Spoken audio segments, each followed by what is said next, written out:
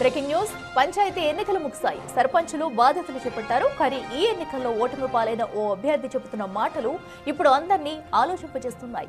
ఆమె ఎవరో ఏంటో తెలుసుకునేందుకు ఓసారి ఆమె చెబుతున్న మాటలు వినండి. గెలుపొందిన ప్రతి ఒక్కరిని ఒక క్వశ్చన్ అడగాలనుకుంటున్నాను.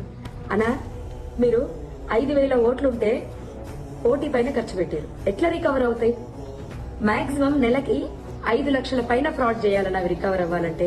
పోనీ రాష్ట్ర ప్రభుత్వం నిధులు ఇస్తుంది, మీరు పనులు చేసుకుంటే బిల్స్ వస్తాయి అనుకున్నా రాష్ట్ర ప్రభుత్వం దగ్గర నిధులు లేవు, మీరు పని చేసుకున్న బిల్స్ రావు. ఎట్లా రికవర్ అయితే? మీ ఫ్యామిలీస్ రన్ అవ్వాలి. మీరు మళ్ళీ వినాయక చవితులకు దసరాలకు పెట్టే అమౌంట్ కావాలి. మీరు సంపాదించేది పక్కకు పెట్టండి. ఇవి రికవర్ అవ్వాలంటేనే నెలకు 5 లక్షలు అవుతుంది. ఎట్లా రికవర్ అవుతుంది? నాకు అర్థం కావట్లేదు, నిజంగా చెప్తున్నా. 3,000 ఇచ్చినోడు కోటు పడుతుంది, 2,000 ఇచ్చినోడు కోటు పడదు. ఫుల్ బాటిల్ దప్పినోడు కోటు పడుతుంది, హాఫ్ బాటిల్ దప్పినోడు కోటు పడదు. బిర్యానీలో మటన్ వేసినోడు కోటు పడుతుంది, చికెన్ వేసినోడు కోటు పడదు. ఇంత ప్రజలు ఉన్నప్పుడు ప్రజలు నాకు నిజంగా ప్రజలు అర్థం కాలేదు.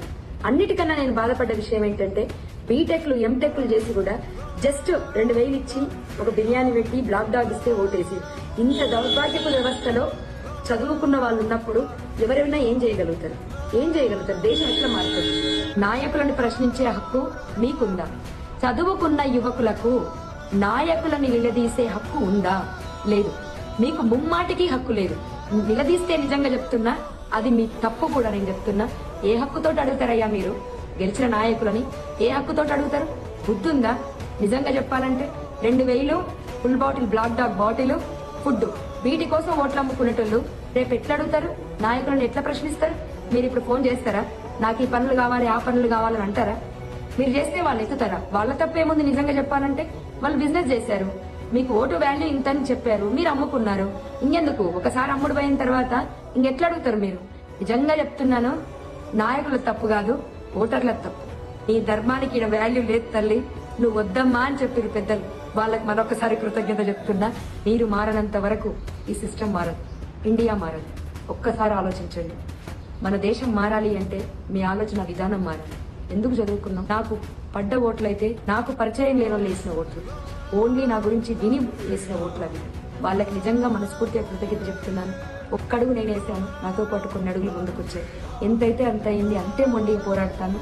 మార్పుకైతే ప్రయత్నిస్తాను గట్టిగా. తెలంగాణలో సర్పంచ్ అభ్యర్థి నాగర్ కర్నూలు జిల్లా చారుకొండ గ్రామంలో సర్పంచ్గా పోటీ చేసి ఓడిపోయిన లావణ్య గౌడ్ చెబుతున్న మాటలవి. తెలంగాణలో సర్పంచ్గా గెలిచిన వాళ్ళు ఒక్కొక్కరు దాదాపు ₹1,00,00,000 పైగా ఖర్చు పెట్టారని ఆమె అంటున్నారు.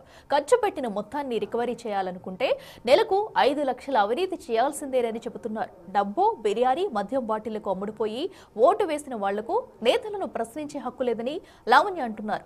జనం మారనంత వరకు ఇండియా మారదని ఆమె ఆవేదన వ్యక్తం చేశారు. లావణ్య కామెంట్స్ ఇప్పుడు వైరల్ గా మారాయి.